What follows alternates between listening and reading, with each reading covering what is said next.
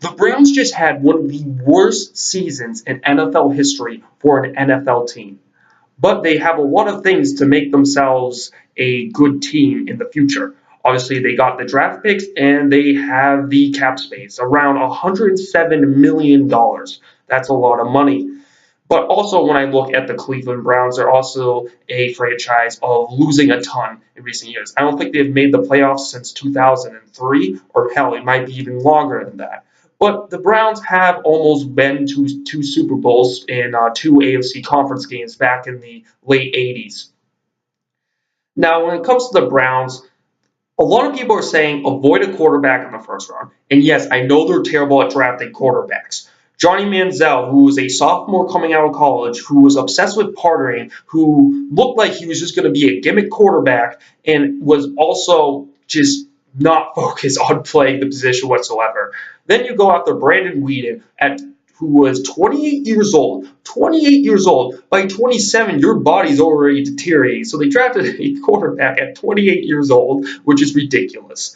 But there's this one quarterback I'm looking at in the draft, Mitch Trubisky. Okay, when I look at Mitch Trubisky, he is from Ohio. His favorite team growing up was the Cleveland Browns. And he really doesn't have that much baggage with him. That he is a normal, NFL quarterback, I think. Like a normal NFL quarterback that's entering the draft.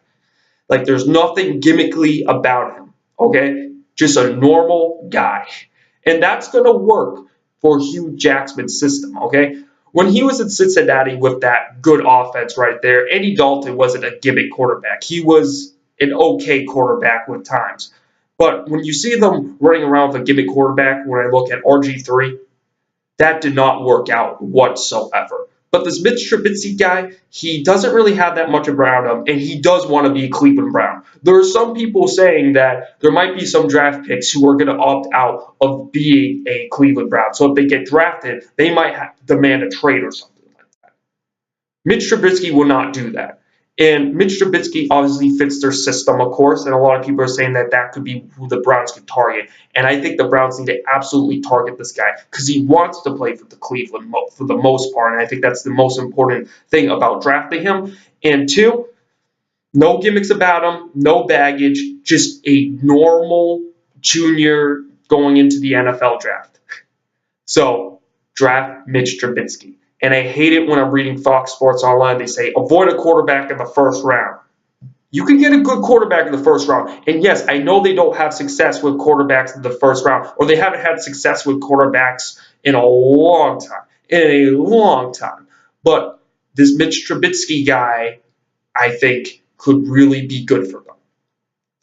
Now, when it comes to Josh Gordon, I feel like you could trade him away because really, even though he's one hell of a talent, I feel like you could get something for him, and you might as well.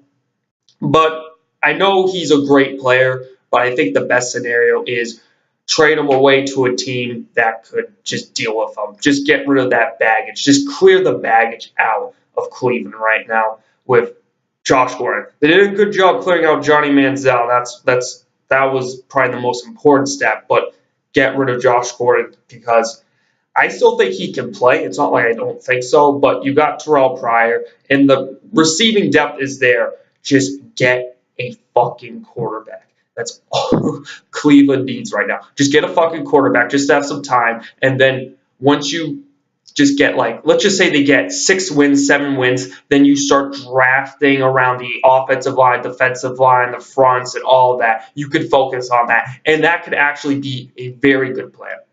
Now, personally, I'm not a big fan of Hugh Jackson, and I feel like they should move on from him. Hell, I didn't even like him coming out of Cincinnati to Cleveland because I thought he ran too many trick plays. He didn't really have normal schemes and whatnot. He was too creative, too fancy, and I felt as if he was trying to advertise himself more so than to actually just play a normal game of football. Not saying it didn't work in Cincinnati, because it did. But I think Hugh Jackson is better off being an offensive coordinator in a talented offense that knows what it's doing with the individual players. But I think they need to move on, and they need to hire I still think they should hire an offensive mind, but get just a offensive coordinator who's just disciplined, just to focus on disciplining these players, just something with an intellectual side to them.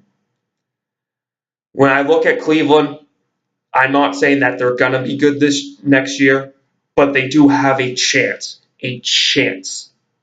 of being a good football team in the future.